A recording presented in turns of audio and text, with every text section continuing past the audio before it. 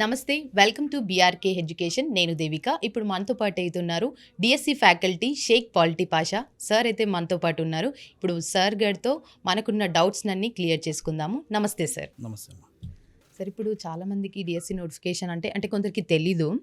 So ఇప్పుడు ఈ DSC notification అంటే ఏంటి సార్? అండ్ దీనికి కాంపిటీషన్ ఎలా ఉండబోతుంది సార్? నిజానికి డిఎస్సి అంటే డిస్ట్రిక్ట్ సెలక్షన్ కమిటీ. అంటే దాని అర్థం ఏంటి అంటే, ఒక వ్యక్తి ఉపాధ్యాయుడు, ప్రభుత్వ ఉపాధ్యాయుడు అవ్వాలి అని అనుకుంటే అతను ఈ డిఎస్సి పరీక్ష రాయాల్సి ఉంటుంది.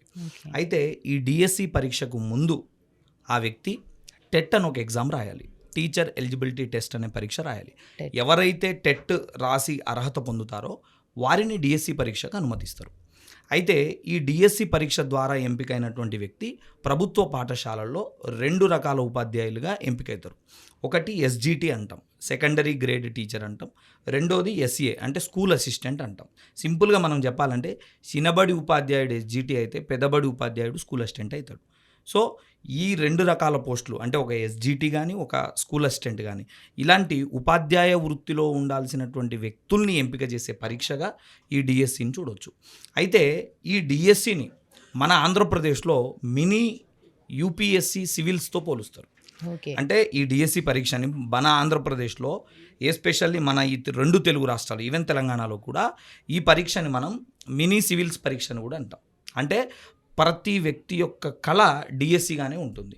ఒక ఉపాధ్యాయుడు కావాలనే ఉంటుంది. చిన్నప్పటి నుంచి కూడా మన స్కూళ్ళల్లో నువ్వు ఏమైతావు మమ్మీ అని అడిగితే నేను టీచర్ అయితే డాడీ అని అంటుంటారు. అంటే ఉపాధ్యాయుడు అవ్వడం అనేది చిన్నప్పటి నుంచి ప్యాషన్గా పెట్టుకుంటారు. సో అలాంటి వ్యక్తులు ఇప్పుడు రాయాల్సినటువంటి పరీక్షగా మనం ఈ డిఎస్సిని చూడవచ్చు.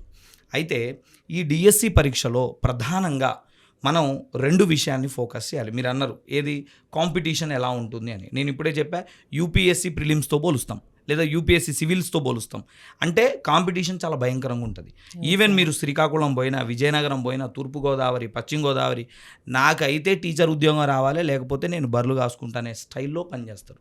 ఆ స్టైల్లో వాళ్ళు చదువుతారు. అంటే ఇక్కడ మనం గమనించాల్సింది డిఎస్సి పరీక్షని చాలా ప్రెస్టీజ్గా తీసుకుంటారు. చాలా బ్రహ్మాండమైనటువంటి పోటీ ఉంటుంది. ఇప్పుడు ఉదాహరణకు మనం తీసుకుంటే 8 సంవత్సరాల నుంచి డిఎస్సి రాలా, 2018లో వచ్చింది. 2018 నుంచి ఇప్పటివరకు డిఎస్సి రాలేదంటే నిరుద్యోగులు ఎంత పెరుగుంటారు?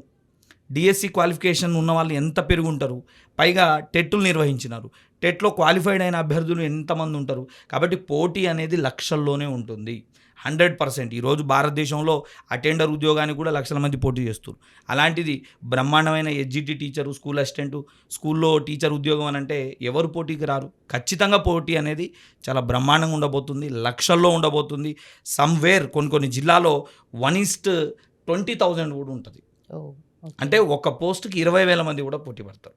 అంటే ఏంది, 19,999 మందిని పడేసి ఈ వ్యక్తి విజయం సాధించాలి. అంటే కాంపిటీషన్ ఎంత భయంకరంగా ఉంటుంది. పైగా 8 ఏళ్ల నుంచి లేదు కదా. ఎవ్రీ ఇయర్ ఉంటేనేమో పోటీ ఒక లెవెల్లో తగ్గేది. ఇప్పుడేమి 8 ఏళ్ళు అయిపోయింది. అంతకుముందు డిఎస్సి ప్రిపేర్ అయ్యి రాని వాడు కూడా ఉంటాడు. వీళ్ళందరికీ మనం ఇప్పుడు పోటీ ఇవ్వాలి. అంటే పోటీ ఎంతమంది ఉన్నా కూడా సీరియస్ ఆస్పిరెంట్స్ కొద్దిమందే ఉంటారు. కొంతమంది ఏం చేస్తారనంటే నాకు క్వాలిఫికేషన్ ఉంది కదా అని అప్లై చేస్తారు. ఊరికే అప్లికేషన్ ఫీజు కడదాం, అప్లై చేద్దాం, ఇంటికాడ వాళ్ళు తిడుతుంటారు, నువ్వు చదువుకున్నావు కదా అప్లై చేయొచ్చు కదా అని అంటుంటారు. ఇట్లాంటి కారణాలతో అప్లై చేసే వాళ్ళు కొద్దిమంది ఉంటారు. సీరియస్గా ప్రిపేర్ అయ్యే వాళ్ళు చాలా తక్కువ మంది ఉంటారు. ఆ ఉన్న వాళ్ళలో కూడా మీరు పద్ధతి ప్రకారం మీరు ఒక సిలబస్ని అనాలిసిస్ చేసుకోవడం కానీ, ఒక సిలబస్ని ఫాలో అవ్వడం కానీ, స్టాండర్డ్ బుక్స్ చదవడం కానీ, నిరంతరం వార్తలు చూస్తూ ఉండడం, స్టాండర్డ్ పేపర్ని చదవడం, కరెంట్ అఫైర్స్ని ఫాలో అవ్వడం, ఇలాంటి కొన్ని చిన్న చిన్న విధానాలతో ఎంత కాంపిటీషన్ ఉన్నా కూడా దాన్ని మనం ఈజీగా బీట్ చేయొచ్చు. ఇది మేడం డిఎస్సి అంటే. అలాగే మీరు అడిగిన రెండో ప్రశ్న పోటీ ఎలా ఉంటుందనే రెండింటికి సమాధానం. Okay, right. సో ఇప్పుడు ఈ స్టూడెంట్స్ ఉన్నారు కదా సార్, అంటే డిఎస్సి నోటిఫికేషన్ ఏదైతే వచ్చిందో after notification and before notification స్టూడెంట్స్ది యాటిట్యూడ్ ఎలా ఉండబోతుంది సార్? ఉంటుంది సార్. నిజానికమ్మా ఎప్పుడు కూడా మనం ప్రణాళిక అంటే ఒక యుద్ధానికి వెళ్ళేటప్పుడు యుద్ధానికి పూర్వం కూడా సన్నద్ధం కావాలి. అంటే రేపటి నుంచి యుద్ధం చేస్తామని అనుకుంటే ఈరోజే దానికి కావాల్సినటువంటి అస్త్రాలు శస్త్రాలు నూర్చి పెట్టుకోవాలి. మన దగ్గర ఆయుధాలు లేకుండా డైరెక్ట్గా నెక్స్ట్ డే మార్నింగ్ పొదండ్రా యుద్ధానికి పోదామని అంటే గన్నేది, తుపాకీ ఏది, గొడ్డలేది అని ఆలోచిస్తే అది కాదు. సో సన్నద్ధత అనేది ఇంపార్టెంట్. సేమ్ అలాగే ఈ డిఎస్సి కానీ లేదా ఏ భారతదేశంలో ఏ ఎగ్జామ్ అయినా కూడా సన్నద్ధత అనేది చాలా కీలకం. ఇప్పుడు మీరు అడిగిన సన్నద్ధత అనేది తీసుకుంటే నోటిఫికేషన్కి ముందే సిలబస్లో ఉన్న అన్ని అంశాలను చదవగలగాలి. ఏమడుగుతున్నాడు, ఏ ఏ సబ్జెక్టులు ఉంటాయి, వాటిని ఏ ఏ దృక్పథంలో చదువుకోవాలి. ఇప్పుడు ఉదాహరణకి కరెంట్ అఫైర్స్ ఉంది, కరెంట్ అఫైర్స్ని ప్రతి నెల చదువుతున్నామా లేదా. మ్యాథ్స్ ఉంది, మ్యాథ్స్ని స్కూల్ టెక్స్ట్ బుక్లో చదువుతున్నామా లేదా. సోషల్ ఉంది, సోషల్ చదువుతున్నామా లేదా. ఇలా నోటిఫికేషన్కి ముందు ఒక విద్యార్థి యాటిట్యూడ్ అనేది సిలబస్ని పూర్తి చేయాలని ఉండాలి. ఓకే. నోటిఫికేషన్ తర్వాత అప్పటి వరకు వాడు ఏం చదివాడో దాన్ని రివిజన్ చేసేలా ఉండాలి. అంతే తప్ప నోటిఫికేషన్ వచ్చాక నేను పుస్తకాలు పడతా, నోటిఫికేషన్ వచ్చాక నేను అసలు సబ్జెక్టులు ఏమున్నాయో తెలుసుకుంటా. ఇంకొంతమంది ఉంటారు వెరైటీ గాళ్ళు, నోటిఫికేషన్ వచ్చిన తర్వాత దాన్ని డౌన్లోడ్ చేసుకొని ఫోన్ చేసి ఏం సబ్జెక్ట్ ఉంటాయి మావా అని అడుగుతాడు. అంటే వాడికి అప్పటి వరకు ఏం సబ్జెక్ట్ ఉంటాయో తెలియదు. ఇప్పుడు ఇలాంటి వాడు ఎట్లా విజయం సాధిస్తాడండి. అంటే విద్యార్థి దృక్పథం అనేది బిఫోర్ నోటిఫికేషన్ వచ్చేంత వరకే ఒకసారి చదివి ఉండాలి ఓకే. పూర్తిగా. అప్పుడు నోటిఫికేషన్ వచ్చిన తర్వాత ఏం చేస్తాడు, ఏదైతే చదివాడో దాన్ని రివిజన్ చేసుకుంటాడు. So before notification reading, after notification revision, then your success will come your ground. ఇది సింపుల్ థింగ్. ఈ విధంగా చేసుకుంటే మనం కావాల్సిన ఉద్యోగాన్ని సాధిస్తాం. Same rule will applicable in every domain.